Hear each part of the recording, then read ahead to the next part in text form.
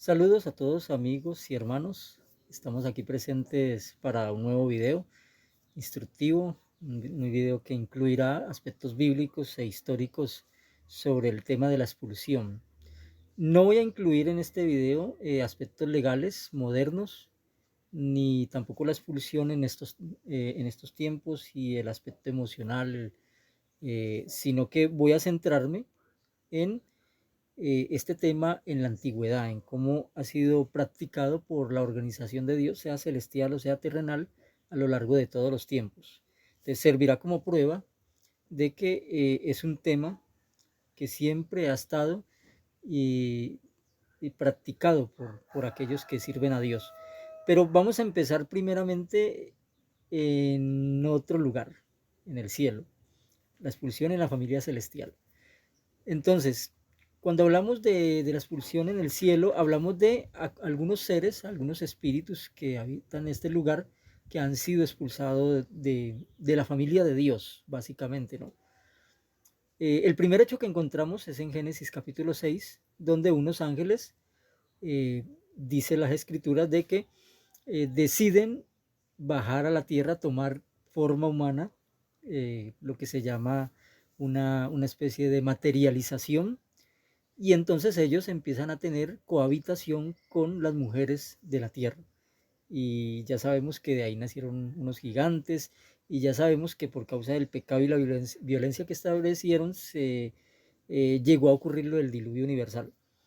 Pero entonces hay algo importante aquí. Un texto clave aquí es Judas 6, donde dice que estos ángeles fueron echados al tártaro. Bueno, cuando uno hace un estudio sobre esta expresión, el tártaro, se da cuenta que más que un lugar literal es una especie de condición simbólica, una especie de condición restringida y degradada a la que fueron sumidos estos ángeles. ¿Por qué? Porque cuando comparamos los textos se dice que ellos fueron arrojados a hoyos de densa oscuridad. Entonces, claramente estos ángeles, de ser ángeles de luz, de ser espíritus que servían a Dios, pasaron a ser espíritus de oscuridad, espíritus que habitarían en la oscuridad espiritual para siempre, por lo menos hasta ser destruidos. Entonces, estos seres se convirtieron en demonios, se convirtieron en seguidores de Satanás el diablo, y fueron degradados de la familia de Dios, fueron expulsados de la familia de Dios, ya no hacían parte de su familia, de la familia de Dios. Entonces vamos a ver otro acontecimiento sobre una expulsión celestial.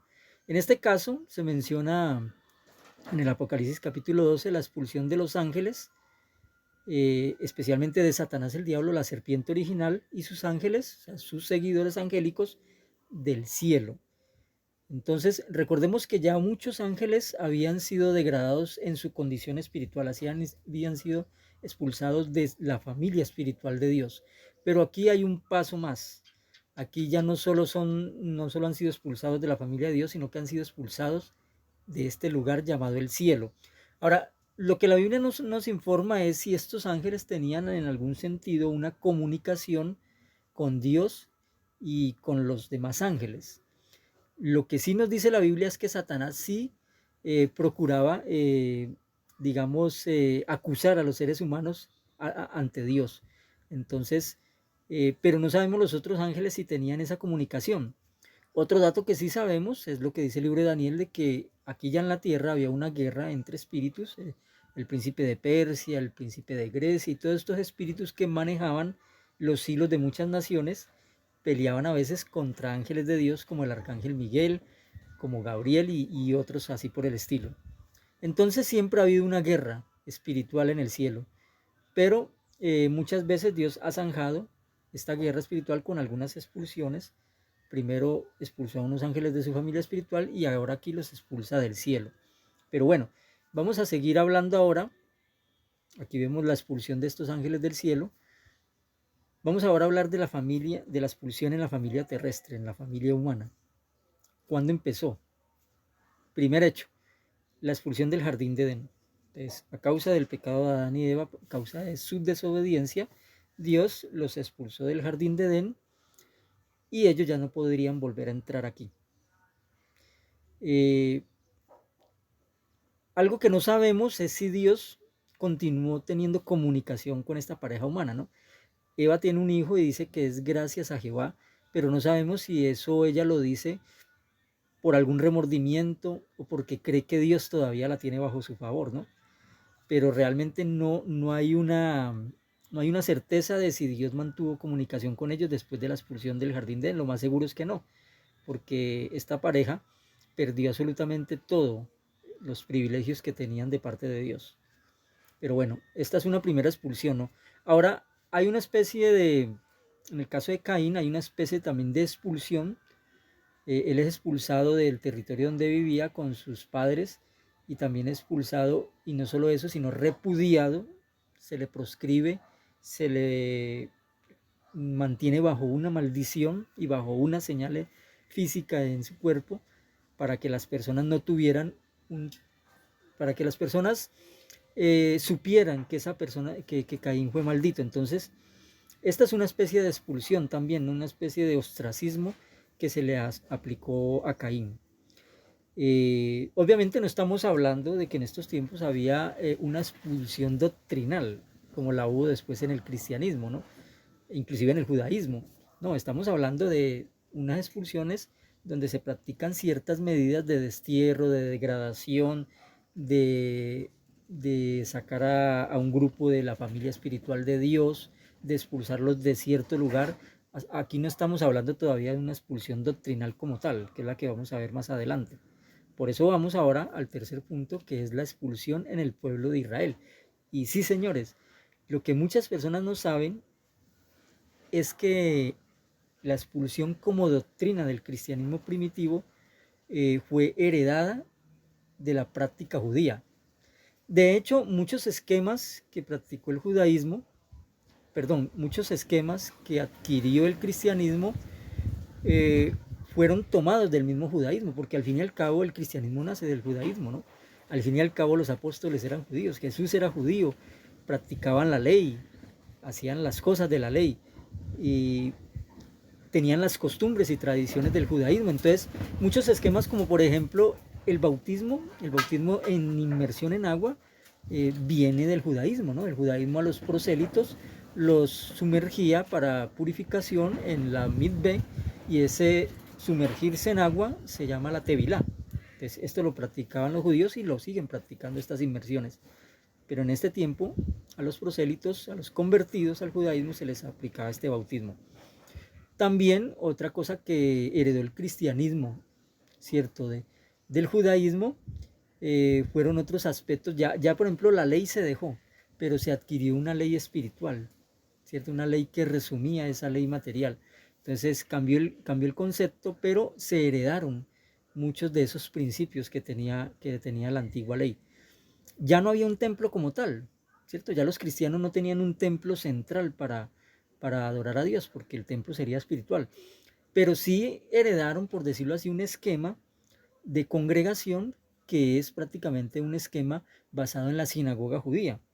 La sinagoga judía que era locales, lugares donde se reunían los judíos a estudiar las escrituras, a escuchar conferencias, a escuchar la palabra y a escuchar también otros asuntos, a hacer cantos a Dios y alabanzas y todo eso.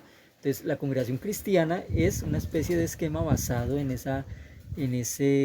la sinagoga judía, y de hecho las sinagogas eran regidas por ancianos de la nación de Israel, ancianos que eran, como por decirlo así, unos sacerdotes, y la congregación cristiana también es regida por unos ancianos que toman las decisiones. Pero entonces aquí es donde viene lo de la expulsión. ¿Cómo se copió ese esquema? Vamos a ver cómo se usó ese esquema. Pero vamos un poquito más atrás porque todo arranca en la nación de Israel desde la ley que fue dada en el desierto, ¿no? La ley practicaba lo que era la expulsión de aquella persona que era apóstata, aquella persona que renegaba o enseñaba a otro Dios diferente al de la nación de Israel, ¿no? Entonces, por ejemplo, cuando leemos Deuteronomio 13, 6 al 11, vemos cómo dice: si te incitare tu hermano, hijo de tu madre, o tu hijo, tu hija, tu mujer, o tu amigo íntimo, diciendo en secreto, vamos y sirvamos a dioses ajenos que ni aun tus padres conocisteis, dioses de los pueblos y todo eso, no consentirás con él, ni le prestarás oído, ni tu ojo le compadecerá, ni tendrás misericordia, ni lo encubrirás. E inmediatamente el texto dice que estas personas serían apedreadas, ¿no? La ley, porque es que la ley hablaba a veces de destierro, hablaba de expulsión, pero principalmente la ley se basaba en la pena capital, ¿cierto? La pena capital para pecados graves, para inmundicias graves y para la apostasía. Entonces, más que una expulsión, era una muerte total que se le aplicaba a la persona. Pero entonces, ¿dónde viene el tema de la expulsión como tal? Porque aquí hablamos más que todo de pena capital. Bueno, vamos a seguir viendo, porque aquí sí ya vemos una especie de expulsión, ¿no? En el caso de, de Esdras, que nos menciona cómo unos israelitas adquirieron unas mujeres paganas y pues se les ordenó que las despidieran nuevamente a su lugar, a su país de origen. Y dice Esdras 18, ¿no? Y de acuerdo con la decisión de los príncipes y los ancianos, si alguien no aparecía en el plazo de 3 días, esa persona sería expulsada del grupo de los desterrados y todos sus bienes serían confiscados. Entonces, mire, aquí ya vemos una expulsión clara en la nación de Israel. Aquí vemos cómo nace ese concepto de que, de que una persona podía ser expulsada totalmente de la nación, sacada de la nación. Esto sí era un verdadero ostracismo, ¿no? Porque la persona no podía regresar a la nación, no podría estar dentro de su familia judía, sino que la persona era retirada totalmente. Entonces, esto ocurrió después del exilio, cuando regresan nuevamente a reconstruir Jerusalén y a reconstruir la nación. Entonces, se dice que después del exilio es cuando nace ese concepto del Sanedrín y la sinagoga. Entonces, ¿qué era el Sanedrín? Bueno, el Sanedrín era como una especie de tribunal judío, donde se dirimían las cuestiones y las decisiones legales de la nación, y sobre todo las cuestiones que tenían que ver con pecados graves y que tenían que ver con una violación de la ley mosaica, ¿no? De la ley judía.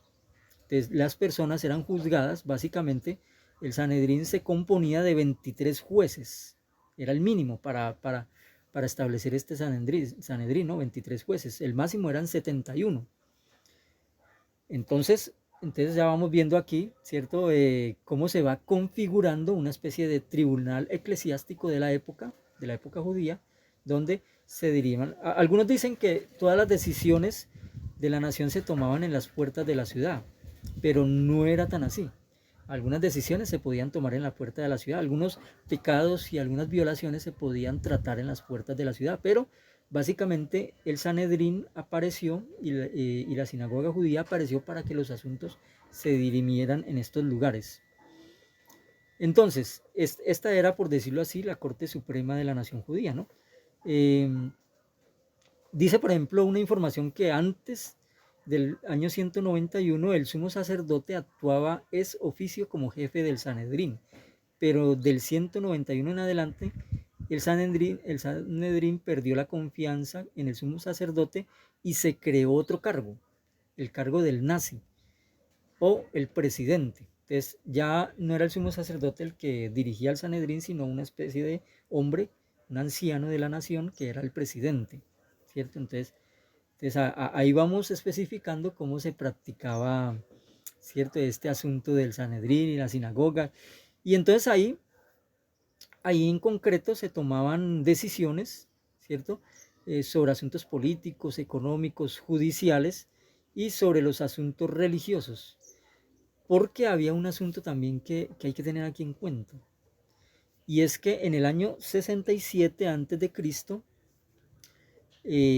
los romanos llegan y toman a Judea, toman a Palestina como posesión, ¿cierto? Los romanos se están convirtiendo, Roma se estaba convirtiendo ya en una potencia mundial, en una potencia de la época. Entonces ya Palestina estaba bajo el control romano. Entonces, ¿qué pasa?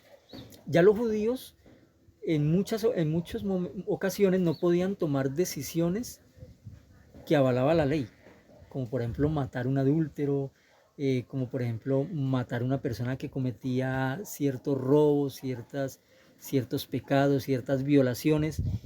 Entonces los judíos a veces podían hacerlo, ¿no? A veces, por ejemplo, una turba apedreaba a una adúltera y ¿qué podían decir los romanos? O a veces una turba alentada por los sacerdotes y los fariseos podían apedrear, digamos, a un hombre que hizo tal cosa y que violó tal ley y que podían hacer los romanos. Pero en muchas ocasiones los judíos ya no tenían ese poder de establecer la pena capital tal como lo decía la ley. Entonces, ¿qué pasa? Entonces, para eso se crearon estos tribunales, ¿no? Para tratar esos asuntos judiciales y básicamente nació aquí una especie de expulsión doctrinal, ¿cierto? En el judaísmo posexílico. Los judíos, y yo estoy aquí mostrándoles una página judía, ¿cierto? Una página que es judía para que no digan después de que tú sacas todo del Aguastauer, todo de la Atalaya, porque ese es el cántico de los opositores y apóstatas, ¿no? Pensar que nosotros no investigamos y que nosotros no buscamos informaciones verídicas. Pues esto es tomado como fuente, es la enciclopedia judaica, ¿no? La enciclopedia judía. Entonces, los judíos tenían esto que se llama el jerem. El jerem o jerem es excomulgar o expulsar, como lo quieras entender. Entonces, esta palabra, vamos a ampliar un poquito aquí para que podamos leer. El jerem representa para el judaísmo la más alta censura desde el punto de vista religioso y que implica la exclusión de la persona de la comunidad religiosa y a su vez entre los judíos significaba una prohibición práctica de toda relación con la sociedad. Para la comprensión de este tema habría que relacionarlo con la palabra anatema. Bueno, entonces aquí hay una referencia al Esdra 18. Y cualquiera que no venga por 3 días, según el consejo de los jefes y los ancianos, todos sus bienes serán confiscados y será separado de la congregación al exilio. Entonces, el jerem judío era una expulsión.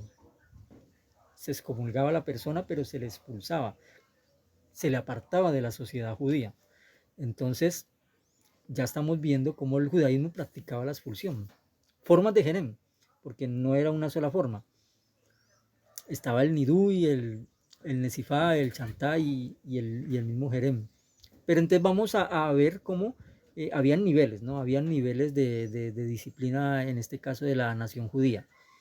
Entonces el nesifá dice, es quizás la forma más suave de excomulgar o de expulsar. Se produce cuando una persona prominente como el nazi o otro hombre culto reprendió a otro con las siguientes palabras. Bueno, ahí sea un ejemplo, ¿no? Entonces se excomulgaba por un día, por 7 días, y el agresor no podía tener trato con el agredido. Tenía que retirarse a su casa y hablar poco, abstenerse de realizar negocios, cualquier forma de placer. O sea, el Nesifá era la forma más suave de castigo, ¿no? De censura judía. Entonces no se le requería separarse como tal de la sociedad. Entonces estamos viendo ya aquí una primera forma de disciplina judía, ¿cierto? Estamos hablando de la nación judía en los tiempos de Jesús y en los tiempos del posexílicos, ¿no? Después viene, por ejemplo, el nidui. Este proceso de excomulgar generalmente se imponía por un periodo de 7 días, en lo que hoy en Israel serían 30 días, o sea, hoy en día serían un periodo de 30 días. Pero si la persona no cambiaba su proceder, a esos 30 días se le sumaban otros 30 días y así sucesivamente hasta que la persona pudiera cambiar. ¿Qué exigía la práctica del nidui? Bueno, que nadie, excepto los miembros de su hogar inmediato, se le permitió relacionarse con el ofensor o sentarse a 4 codos de él o comer en su compañía. Entonces, a cierta distancia tenía que mantener la persona y no podía ni comer, no podía relacionarse con el ofensor. Entonces, esta era la forma en que se practicaba el nidui, ¿no? Y así otros aspectos, pero vamos un poquito más al siguiente. No sé si se me quedó una información ahí al final. Como les decía, el tribunal estaba facultado para repetir el periodo de 30 días nuevamente si la persona no cambiaba su comportamiento.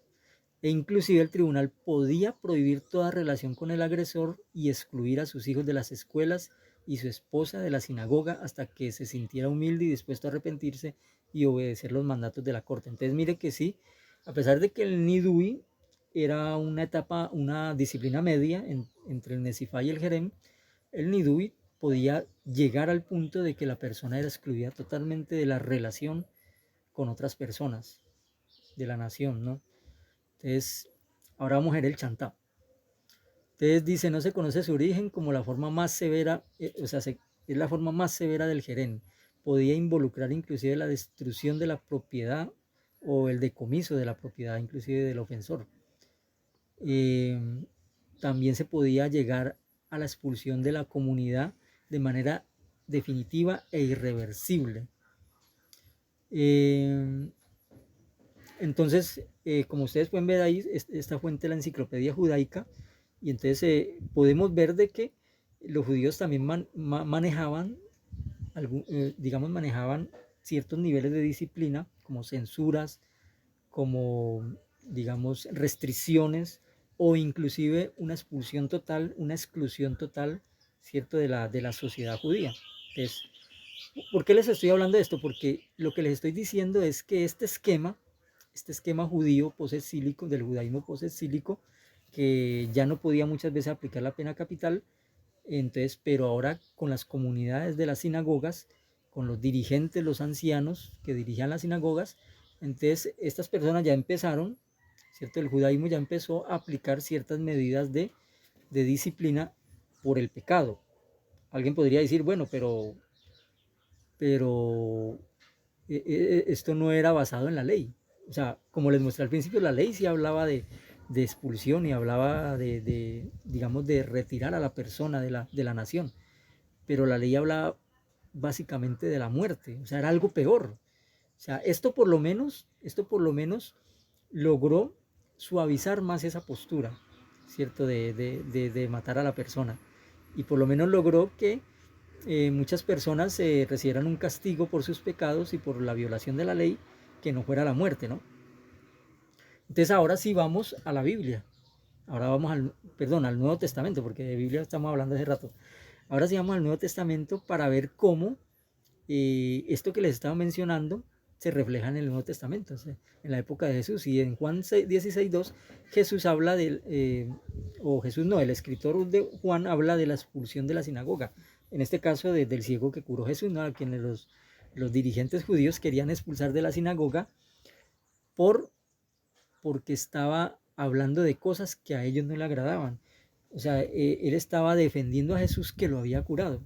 Entonces, estos dirigentes en su desespero, porque tenían un desespero por lo que enseñaba Jesús y querían hasta matarlo, entonces querían a toda costa impedir que esta persona tuviera contacto con Jesús, entonces por eso querían expulsarlo de la sinagoga.